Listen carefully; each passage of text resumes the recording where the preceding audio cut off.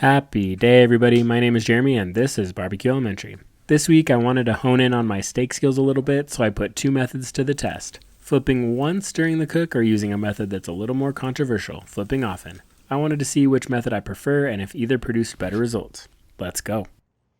I started off with these New York strips I found on sale and got to work. First things first is patting them dry.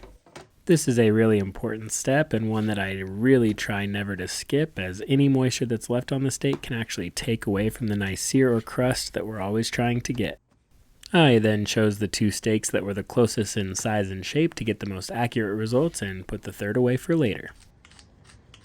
Then I moved on to the seasoning. I always keep it really simple: fresh ground black pepper, kosher salt, and a little garlic powder.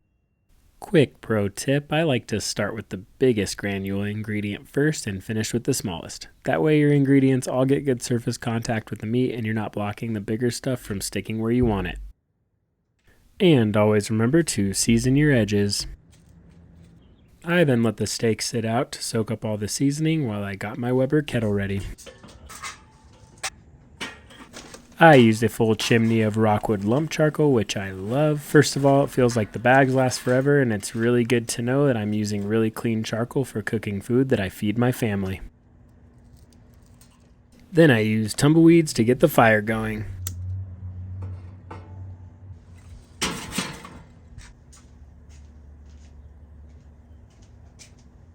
Once the charcoal was white hot, I threw them into the larger side of the slow and sear so they could spread out a bit.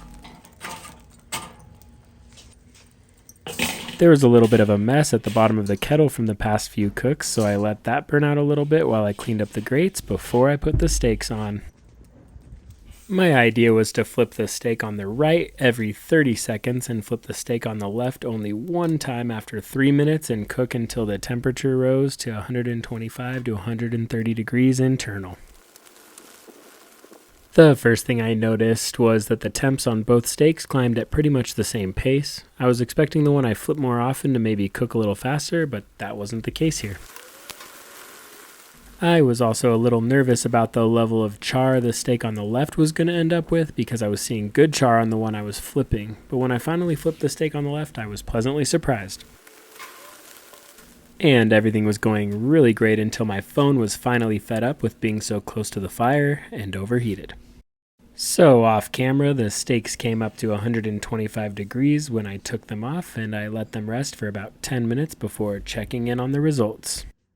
First impressions, I was pretty happy with the external color and sear on both, but besides the fat on the steak I flipped more being a bit more rendered, I'd give the exterior edge to the steak I only flipped once. The same steak was also a bit more pink in the way that I like it, so I would give that steak another point for internal color.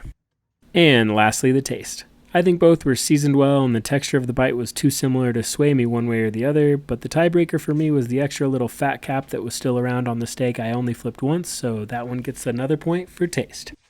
Overall, I do think the cooks were similar enough, even though the steak I flipped only once won 3-0. But you could really go either way and not be too disappointed. But for me, I'll be using the flip only once method from here on out because it's easier and yielded slightly better results. And as always, thanks a million for tuning in. Make sure to like, comment, and subscribe if you haven't to follow me along on my adventures through Barbecue Elementary.